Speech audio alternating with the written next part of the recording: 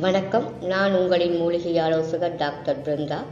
தினம் ஒரு மூலிகை அப்படிங்கிற தலைப்பில் இன்னைக்கு நீங்கள் பார்க்கக்கூடிய மூலிகை பாவற்காய் அப்படின்னு சொல்லக்கூடிய பாகல்.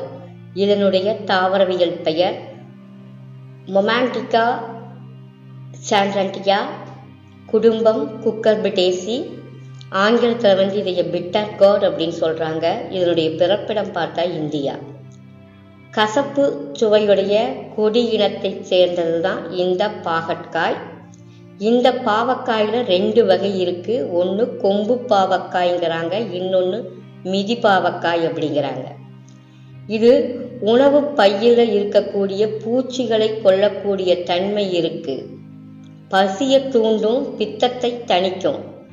பெண்களுக்கு தாய்ப்பால் சுரப்பை அதிகப்படுத்த உதவக்கூடிய தன்மை இந்த பாகக்காய்க்கு இருக்குது. இதோட புளி சேர்த்து உணவுல எடுத்துக்கிட்டாங்க அப்படின்னா மிகவும் சிறப்பு வாய்ந்ததாக கருதப்படுது. ஜுரம், தும்மல், இரைப்பு, மூலம், வயிற்றுப்புண், புழு இவற்றையெல்லாம் நீக்கக்கூடிய தன்மை இந்த பாகக்காய்க்கு இருக்குது.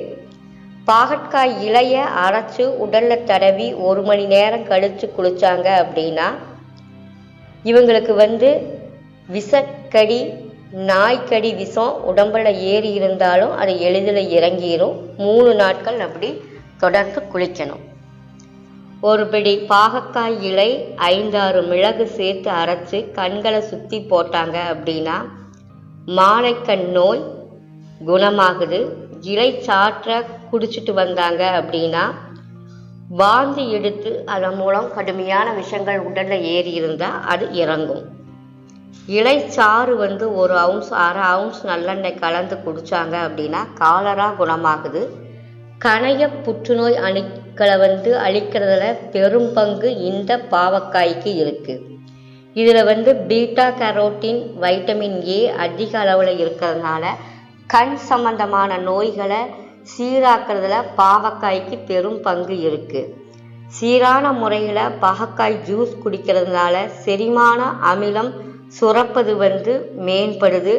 புண்களை குணமாக்குது. இரத்தத்தை சுத்தமாக்கி தோலை பளபளப்பாக வச்சுக்கக்கூடிய தன்மை இந்த பாகக்காய்க்கு இருக்குது. நன்றி, வணக்கம்.